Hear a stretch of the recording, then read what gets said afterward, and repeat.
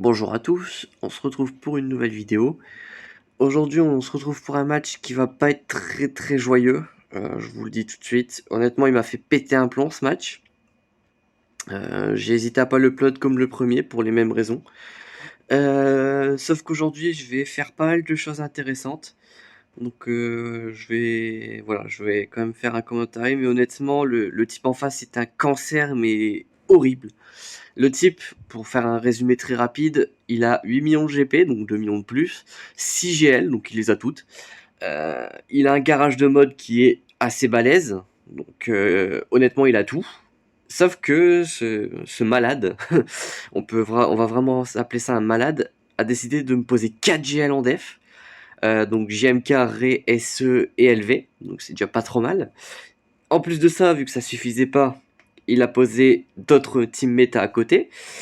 Euh, donc voilà, donc là c'est très, là je l'annonce d'entrée de jeu, il n'y a pas de gros spoiler, mais je vais pas le clear du tout. Lui il va me raser. Pour 1703 bannières, ce cancer en fait, je vais pas mâcher mes mots contre lui. C'est vraiment un cancer, donc 1703 bannières. Un score un peu éclaté pour un joueur qui garde autant en attaque, même en ayant posé 4 GL en def, il a quand même énormément en attaque. Mais visiblement, ça suffit pas pour faire des bons scores, donc voilà, bref. Je pense qu'on va pas parler plus longtemps de ce cancer, et puis on va pouvoir parler quand même des matchs qui, eux, sont pour le coup assez intéressants, parce que j'ai fait quelques trucs qui sont vachement cool. Ouais, donc là, c'est en bas pour lancer. Hop, voilà.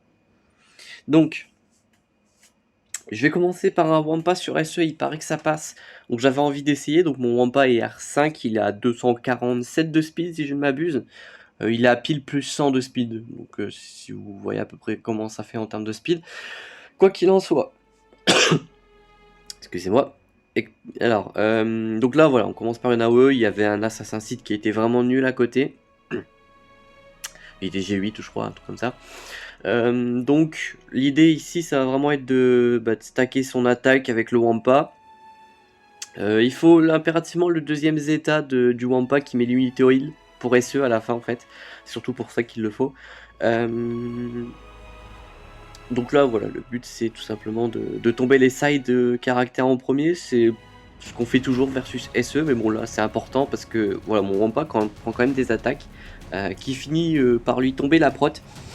Donc faut que le Wampa tombe très vite les side caractères à côté pour vraiment retrouver en 1v1 5 versus SE à la fin quand justement le Wampa prendra déjà beaucoup moins de dégâts parce que SE tout seul fait déjà quand même beaucoup moins de dégâts qu'avec 5 persos, ce qui est très logique forcément. Donc voilà, ils arrivent quand même à passer ma prot, mais c'est pas un problème parce que bon, vous voyez, même si je prends très cher, hop, je me remets la prot et je retourne full life. Donc on arrive enfin à cette situation du coup de 1vs1 hein, comme prévu. Donc c'est plutôt cool. Et en gros, l'idée c'est de faire l'aspect 2 pour essayer de lui rentrer le. Comment dire, l'immunité au heal. Qui me semble être assez intéressante. Mais le problème c'est que même si je le rentre, avec son bonus de speed, en fait il joue très vite. Ce qui fait que même si je pose l'unité au heal, comme par exemple maintenant, hop, il va enchaîner ses tours et il s'enlève l'unité au heal. Donc techniquement ça ne sert à rien. Le seul, en fait, il faut parfaitement timer le heal, l'immunité au heal justement, avant son heal. En gros, il faut que vous placiez l'immunité au heal avant qu'il utilise l'aspect 1. Mais ça demande vraiment un travail de concentration qui est dantesque pour savoir quand est-ce qu'il a sa spé, quand est-ce qu'il ne l'a pas. Par exemple, là, à ce moment-là, il a été timé, mais c'est pas non plus super simple à faire. Donc, mon Wampa en tout cas ne va pas le passer, parce que voilà, il joue très vite en face. Il arrive à se heal, c'est quand même assez monstrueux. Mais c'était bien essayé, hop, je me remets la prot, ça me redonne un espoir. En fait, le truc c'est que il finit de plus en plus par me tomber ma prot, donc c'est pas cool quoi. Mais vous voyez, en tout cas, j'arrive à lui péter sa prot, mais il le régène assez vite. En fait, le problème, c'est pas sa prot à lui, c'est sa santé. SE est modé santé la plupart du temps, même tout le temps. Ce qui fait que il finit par être invincible quand vous touchez la santé, quoi. Quand c'est la prod, ça tombe très vite. Je trichote sa prod, je crois, avec mon Wampa. Mais ouais. Problème, c'est que je crois qu'aussi le petit malus que j'ai sur la tête, je sais pas comment il s'appelle pour le coup. Honnêtement, habituellement, je connais le nom de tous les malus, mais celui-là, je le connais pas du tout. Ce malus-là, il doit m'empêcher de counter-attaque, je pense. Hop, et là, je vais mourir. Hop, voilà, comme ça, si. Il doit m'empêcher de counter-attaque, ce qui ne m'aide pas, absolument pas. Et en plus, SE est forcément immunisé au dot. C'est une GL, donc pas ouf. En plus, là, je me rends compte qu'il joue, donc j'étais en PLS. Parce que du coup, bah, lui va jouer, va gagner, évidemment. Hein. Je l'ai dit en début de vidéo. Donc, là, je vois JMK. Donc, je décide d'envoyer ma compo à Rennes, sauf qu'à la place d'envoyer Gas, j'envoie Jolie, parce que je veux garder le Gas impérativement. Donc, j'envoie cette compo. Et déjà, en face, il faut savoir qu'il y a le Mace Windu rework. Je sais absolument pas ce qu'il fait. Faudra que je regarde pas mal de vidéos à ce sujet. Mais il a le Mace Windu rework. Donc voilà, donc en tout cas je joue comme je joue n'importe quel JMK, hein, c'est-à-dire que je vais focus en premier la 4. Par contre Gas, voilà, il a commencé par one shot mon Revan, ce qui est assez unfortunate. J'arrive à le revive puisque en face il n'y a pas d'anti-revive, donc ça c'est plutôt cool. Mais dans l'idée, il va me tabasser vraiment très très fort. Donc là voilà, faut spam les spellides pour charger l'ult. Là j'hésite pas à me heal, à me mettre la prévoyance, faut que Revan survive. Parce que j'ai pas le revive de Jolie dispo. Malheureusement il retombe derrière. Mon Revan est très squishy, faut que je le booste en termes de mode, mais j'ai vraiment beaucoup à faire en termes de modules en ce moment. Voilà. Mais voilà, donc faut spam les spellides font énormément de dégâts. Là je suis en train de m'occuper de mon JML R8. Pour gagner de la prod supplémentaire pour que mes SP fassent encore plus mal. Hop, donc là voilà, je trigger Savior, donc plutôt intéressant. Là je fais assez JML. Je distribue l'aspect 1 de l'ermite. Hop, bon je me fais dispel avec Jolie. Hop, je fais assist encore une fois Jolie. En faisant augmenter les dégâts de 4 par la même occasion. Hop, donc là je fais vraiment spammer Jolie en termes d'assist. Hop, donc là je vais pouvoir revive 2 Jedi, parce qu'il n'y a pas d'anti-revive je rappelle. Donc c'est plutôt intéressant. Là j'essaie vraiment de tomber 4, parce que je me dis si je time out ou quoi, faut que 4 soit morte, parce que en gros c'est très facile de clean up une JMK sans 4. Donc c'est un peu l'idée. Ah bon, il retombe mon Revan, vraiment il est squishy as fuck, donc il faudrait peut-être que je sais pas, que je leur mode vraiment un truc intéressant. Donc là je passe en ult, super intéressant, parce que ça me booste bien mes stats, ça reset mes cooldowns. Hop, là il me tue 3 Jedi, pas cool, genre je les revive du coup.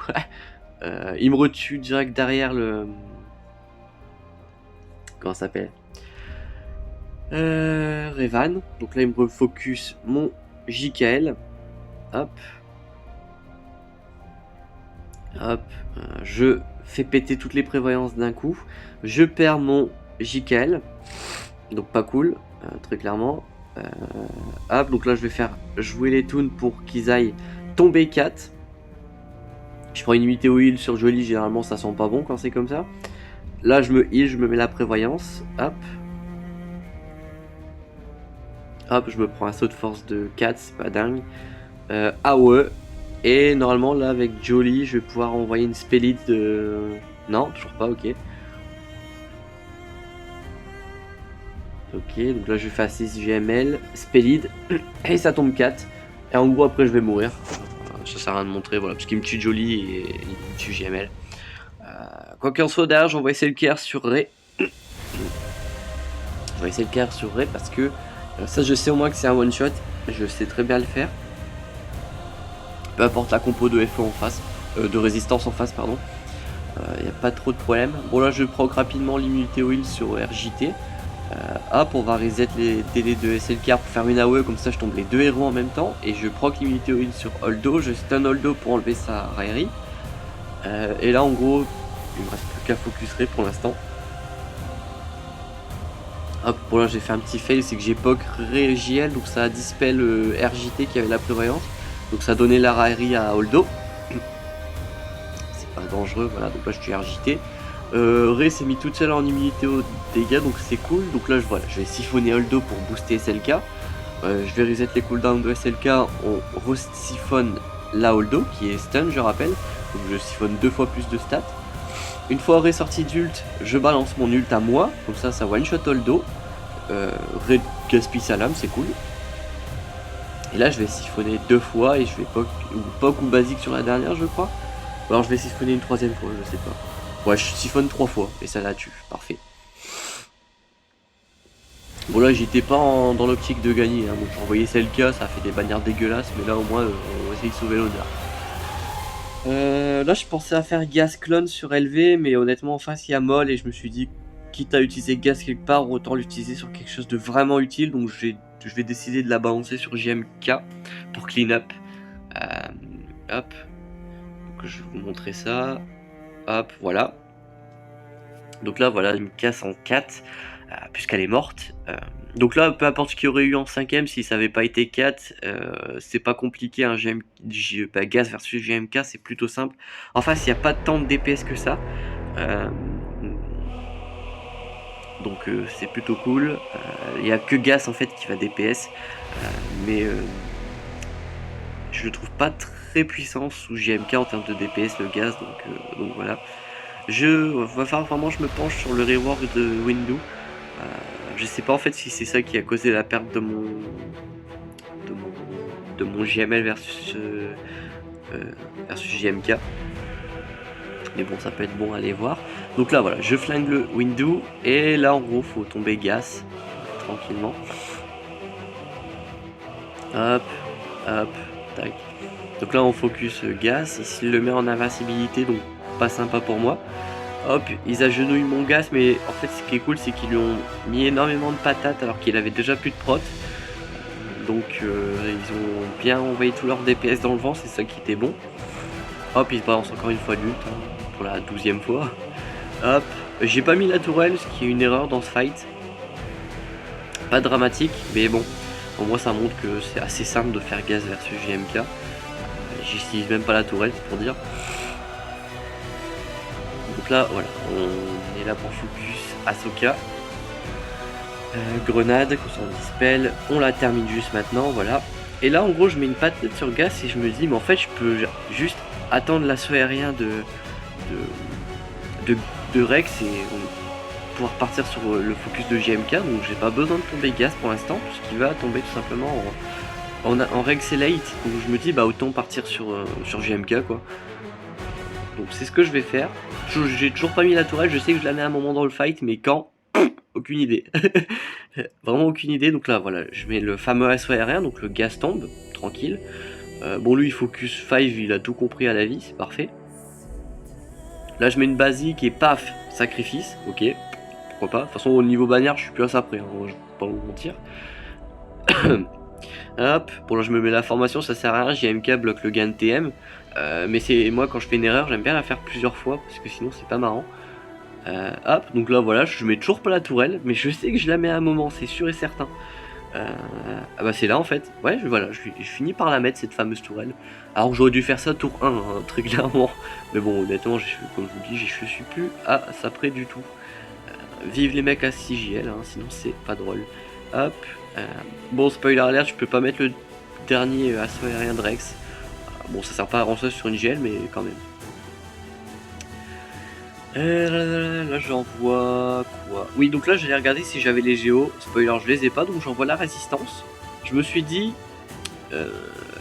la résistance ça sert plutôt bien à clean up un JML solo, donc est-ce que ça peut clean up un SE solo? Je me suis dit ça va fonctionner pareil. Parfois les SE sont encore plus lents que les JML, donc ça sera encore plus simple. Et là je vais découvrir la mécanique de SE qui fait qu'il ne perd pas de TM. On peut pas réduire le TM du SE alors qu'on peut sur JML. Donc ça a été la surprise. Bon bah du coup ça va pas marcher. Mais je perds pas espoir dans le fight parce que je me dis que le seul moyen que SE a de me kill dans ce match, c'est son ult. Donc l'ult, ça va être ça. En gros il va passer en ult et sa SP1 va devenir une AOE dévastatrice. C'est les grosses éclairs de palp, hein, comme d'habitude. Donc ça c'est voilà, je me dis, si ça se paie, donc moi en fait ma strat, à partir de maintenant, ça va être de lui rentrer AB bloc sur AB bloc et de feed mon TM autant que possible. Donc là voilà, je vais tenter une SP1, hop, mais ça passe pas malheureusement. Donc là je me dis, bon bah faut charger rapidement le destin illuminé de BB8, parce que sinon je suis mort. Là j'ai pas le droit à l'erreur. Donc je me mets, voilà, le destin illuminé, donc je retourne full TM, parfait. Hop. Et là, en fait, je me rends compte que j'ai aucun moyen de mettre l'ability block. Mais je continue de feed mon thème, sait-on jamais. Mais là, yoink. Voilà, bon. Il m'a fumé la RJT en one shot. C'était pas très sympathique de sa part, mais bon. Au moins, je découvre que le SE ne peut pas être réduit en termes de TM, ce qui est plutôt dommage. Parce que du coup, je pouvais largement le tomber là si j'avais la possibilité de lui flinguer son TM. Du coup là je vais clean up en empire. Ouais, je vais clean up en empire, EP lead.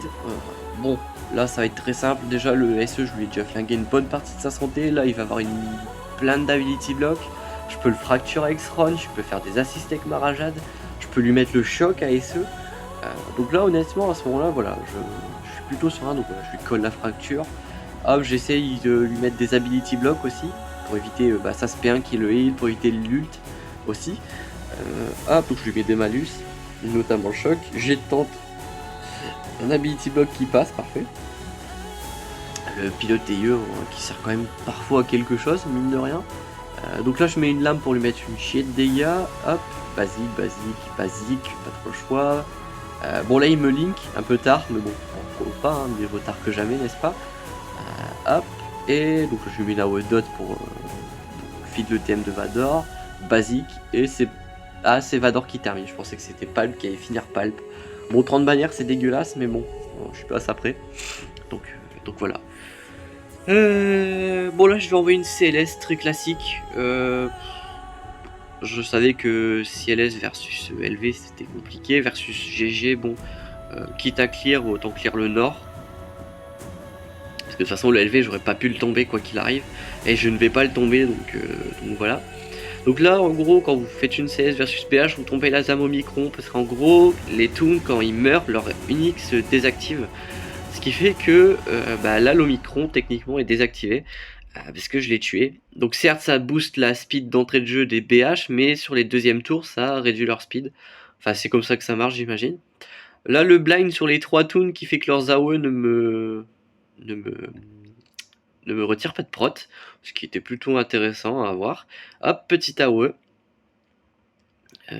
Hop, basique, SP1, tac tac tac, et là il n'y a plus qu'à tomber d'un garde. De toute manière il a déjà utilisé ses grenades, donc il n'aurait pas pu me flinguer ses bannières, il aurait pu éventuellement me flinguer une bannière ailleurs par rapport à CLS, mais voilà.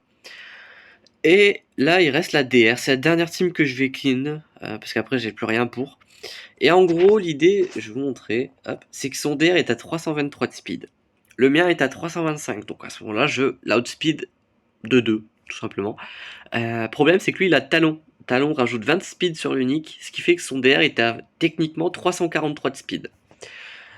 Et là, on va faire un petit cours d'histoire, histoire de Star Wars évidemment. Mais il y a une époque où Gas n'existait pas, où les GL n'existaient pas, où en gros le chef de la méthode techniquement c'était DR. Si vous aviez DR, vous étiez bien, si vous n'avez pas DR, vous étiez dans la sauce, très clairement, c'était compliqué. Mais si vous aviez DR, le problème c'est que il suffit que le mec en face ce soit un blindé de mode et il termine à 350 de speed et ça devient compliqué. Mais il y avait une petite technique que certains utilisaient, alors c'est très coûteux en bannière mais ça marche très bien, c'est ce qu'on appelle le brûleur de cooldown. L'idée elle est toute bête, c'est que vous envoyez des toons G8 qui ne vous sert à rien. Alors G8 ça peut être G7, hein, on s'en fiche. L'idée c'est qu'en gros vous envoyez une team qui va se faire atomiser sur l'entrée, mais ça va utiliser les spé adverses. Donc la FIR de MDR, la FIR de BSF, la SP1 de Malak, éventuellement la SP2 de DR si vous avez envoyé assez de toons résistants. Et éventuellement, ce qui reste, l'aspect de Maro, l'aspect de Talon, enfin ce genre de truc. Mais en gros, l'idée c'est vraiment de flinguer la FIR des deux toons principaux qui sont DR et Bastille, et éventuellement faire sauter le choc de l'autre Malak. Mais voilà. Donc moi c'est la strat que je vais adopter. Donc je vais envoyer des toons vraiment nazes qui me servent à rien. Donc je vais envoyer, je sais plus ce que je vais envoyer, mais ça va être des toons nuls. Alors Plo Koon je vais le garder, je me dis peut-être ça peut servir dans une team, et effectivement je vais m'en servir un peu plus tard. Donc là voilà, T3M4, oui parce que je vais encore clear une team après, je viens de me souvenir de la Polyd, bref. T3M4, Garde Royale, Talia, K2SO, et je vais envoyer Lumina Rain Douli. Voilà, donc c'est pas des toons utiles qui me serviraient quelque part. Et alors oui, ça sacrifie 20 bannières quand même, c'est pas un truc à faire super fiable. Mais voilà, donc là voilà, j'ai utilisé les deux capacités qui font la fière avec les toons. J'utilise l'aspect de Maro, pas dégueulasse. Et là, DR, au fait de faire son AOE, parce qu'il restait qu'un ennemi, fait sa basique. Et me kill K2SO. Donc voilà, donc là, tous les cooldowns sont brûlés à part le choc de DR, ce qui est très clairement un très très bon outcome. On sait exactement ce que vous voulez. Donc là, on peut envoyer votre DR. Même si vous outspeed, il peut pas vous mettre la fière, il vient de l'utiliser sur la team juste avant. Donc vous pouvez le fier même si vous êtes outspeed de partout. Hop. Hop. Malheureusement cet imbécile me met le tonne sur son Malak. Mais vu qu'il a fait un CC, il s'est fier en fait. Donc c'est comme si je l'avais fait un peu techniquement. Hop. Avec le Maro, voilà, je mets une basique sur BSF. En gros, BSF, je vais essayer de la tomber. Bon, HK qui se fait one shot, c'est assez pathétique. Le Maraudeur qui a pris une bastos de l'espace. Hop. Bon, enfin, c'est full R7, je le rappelle, c'est pour ça que je prends très cher. Voilà. Donc là, je tombe BSF. Et. Qu'est-ce que je vais pouvoir faire d'autre? Je vais essayer de tomber Talon, mais elle se met invisible, donc ça m'arrange pas trop. Donc, je vais partir sur un focus du Maro. Donc avec les drains, hop, parfait. Hop, lui il me met une grosse, moi ça me trigger un drain, donc je peux l'utiliser encore une fois. Hop, je vais mettre une SP1 pour tomber le Maro. Et là honnêtement la team en face n'a plus rien de très dangereux. Bon, mon Malak va se faire sauter la gueule, c'est sûr. Ça arrive. Bon, en vrai l'idée est bonne, mais c'est juste qu'en face c'est tellement relié qu'il y a Talon qui bouche leur attaque, etc. Ça devient très vite très puissant. Mais c'est pas grave, parce que je vais pouvoir vous montrer un autre truc que je trouve aussi intéressant. Si en face vous affrontez une DR, je vous sors tous les tips sur DR, vous allez être des experts de DR à la fin. Si vous affrontez une DR sans BSF, et peu importe qui est Malak et peu importe les toons à côté, vous pouvez envoyer Bossk. Parce que Bossk, ce qu'il fait, c'est que sur son lead, il va récupérer 5% de prot et de santé à chaque fois que les ennemis prennent un debuff. La férocité étant considérée comme un debuff, à chaque fois que DR et sa team se donnent de la férocité, eh bien votre team va récupérer de la prot, ce qui fait que votre team est immortel, littéralement. Là vous voyez le boss qui est low, hop, la férocité lui redonne masse prot, pareil pour les autres toons, hop, même si vous avez le choc, ça pose pas de soucis, ça empêche pas la régène de prot visiblement. Donc, ah là, la petite roquette là, regardez-moi cette roquette, paf, 424 000, allez tac, tu fais moi le malin Malak, hop, donc voilà, bon, Talon elle fait des belles bastos quand même, faut l'admettre. Mais voilà, donc une team BH, ça défonce une DR s'il n'y a pas BSF. Pourquoi il faut impérativement qu'il n'y ait pas BSF? Parce que BSF met trop de debuff sur votre team, ce qui fait qu'elle ne joue jamais. Déjà parce que vous avez la fear, vous avez le faux pas. En plus, elle vous met un malus d'attaque. Donc c'est plutôt horrible. C'est pour ça qu'il faut pas BSF. C'est d'ailleurs pour ça qu'on fait jamais les BH sur DR, sauf si vous avez vos Racing et la compo one shot. Mais voilà, on fait jamais une boss lead avec la compo que je viens d'utiliser pour la simple et bonne raison que voilà, BSF vous tomberez trop facilement. C'est pour ça que voilà, personne ne fait ça. Mais sachez que s'il n'y a pas BSF, c'est une option que vous pouvez utiliser et qui est super safe parce que votre boss qui est intuable en fait. Donc voilà. Bon là j'envoie une team Jedi pour aller clean up cette boost de air résistance. J'ai le Yoda, j'ai le Holben, j'ai Bastillide. Hop voilà, SP1 de billet de Holben. Plo Koon qui est là pour donner le TM, c'est vraiment un Jedi sous-estimé. J'espère qu'à la manière d'un Mace Windu, il aura un rework un peu dans son style. Genre il lui laisse sa SP2 mais il change le restant du kit. Parce qu'honnêtement Plo Koon a un potentiel vraiment super intéressant. Et c'est un potentiel que j'aimerais bien exploiter parce que j'ai envie de le relix perso, mais il y a tellement mieux à faire, même si c'est un perso super intéressant. Franchement, j'ai très envie de le up, quoi. Ça SP2 est super intéressant. Et je me souviens d'une époque, alors oui, le match est tellement pas intéressant en face que je peux vous raconter un peu ma vie. C'est vrai qu'à l'époque où Revan, donc pas DR, mais le Revan lumineux était à la vraiment le 100% de la méta, certaines personnes pour faire des pour faciliter leur miroir Revan en arène des squads utilisaient un Plo Koon à 300 de speed pour que dès le début du fight il fasse sa SP2 pour charger sa team, pour en gros avoir une marque plus rapide avec Revan, avec des boosts qui arrivent plus facilement avec la BSF, etc. etc. Alors certes ça faciliter votre Revan en def, mais en même temps ça vous la fortifiait en attaque. Donc c'était plutôt intéressant à voir, je trouve. Bon là honnêtement voilà, je lui roule dessus, hein, la capacité de chef de Bastille elle pardonne pas. Donc voilà. Alors est-ce que je vais faire les vaisseaux ou je tente le truc que j'ai fait sur GG? Ouais, je vais tenter un truc sur GG. Honnêtement, l'idée est bonne, mais c'est un peu pareil que quand vous faites une nest sur les clones, c'est qu'il faut pas se manger un sale timing, sinon c'est chaud. Donc je vais faire une Kirali Nest, donc pour l'instant tout va bien. Je vais mettre Watt pour dispel tout ce qui va être verrouillage, stun, immunité au heal, immunité aux améliorations par le B2, et je crois que c'est tous les boosts, les malus que mettent les ennemis en face. Je mets l'armurière, alors je savais pertinemment que j'avais 0,00000000001% de chance de win, mais je tente quand même parce que on sait jamais. Donc voilà, l'AOE a très vite changé la donne, on était sûr du résultat, et en gros il me reste plus que la nest avec le taunt tech. Donc honnêtement la tech elle est plutôt pas mal parce que du coup elle dispelle bien les ennemis, bien les malus pardon. Et oh oui, il y a eu un malus de dégâts critiques, je viens de voir. Je sais pas qui le met. Bon, bref. Quoi qu'il en soit, ouais, ça marche plutôt bien. Et là, vous voyez, je prends quand même de belles patates de la part de GG. Mais c'est pas très grave parce que du coup, je vais pouvoir me dispel déjà les malus d'immunité au heal. Mais je vais pouvoir me régénérer parce que Nest est un perso qui a un vol de santé absolument scandaleux. Donc là, avec une simple basique et tac, voilà. Hop. Hop, donc là je me prends quelques hits, donc là le BB8 prend une patate, et là ma nest fait one shot. Ouch. R5, donc peut-être que R8 ça aurait fonctionné.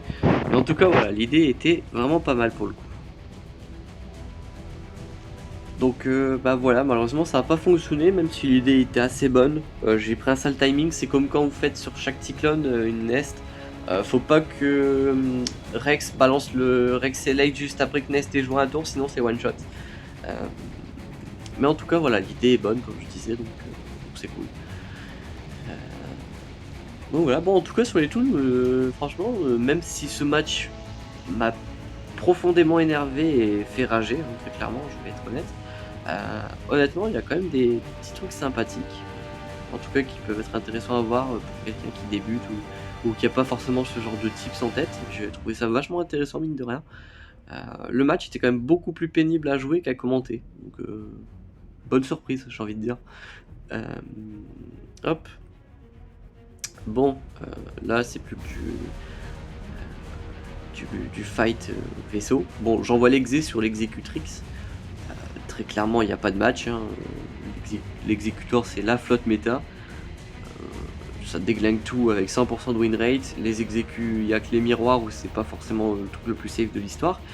Mais en tout cas, toutes les autres flottes sont largement faciles à tomber avec un exécuteur, quoi. Dont l'exécutrice, du coup. Hop, bon bah voilà, tac tac. Ah, j'ai pas pu utiliser la bombe sismique, il y avait la prévoyance, je fais une basique. Et basique. Hop, voilà, la navette tombe, on fait un petit score sympa, ouais, 74 c'est pas dégueu quand même. Et on est là pour le Nego versus Radius. Donc voilà, deux renforts, le Plo et le BTL. Rien de sensationnel dans ce match, hein, très clairement. C'est assez habituel. Hop. Alors ouais, honnêtement, le nouveau vaisseau FO est super intéressant. Autant le bombardier de la résistance, il a l'air un peu éclaté au sol. Parce que bah en fait il fait pas son rôle de tank, puisqu'il tank pas. Donc c'est bête. Donc là j'ai pu exploser le Faucon Millennium qui était le main DPS. Ouais, honnêtement voilà, c'est voilà quoi. Hop, le Podamon qui a deux doigts de tomber, malheureusement il ne tombe pas. Hop. Tac, voilà, on finit par le tomber. Tac, je mets la prairie sur Anakin parce qu'il a perdu un peu de santé. Donc on va essayer de protéger les bannières des autres toons. Voilà, Anakin, je sais que ça sera un peu ric-rac. Et on termine le Cars tranquillou. Pour 73 bannières. Donc bon là les flottes, il savait pertinemment que j'avais pas le full clear, donc même s'il mettait des flottes éclatées au sol, c'était pas un problème pour lui. Donc voilà. Bref, lui va me full clear, 1703 bannières, moi mon max ce sera 870 et voilà. Donc voilà, j'espère que cette vidéo vous aura plu quand même. On se retrouve très bientôt pour de prochaines vidéos. D'ici là, portez-vous bien.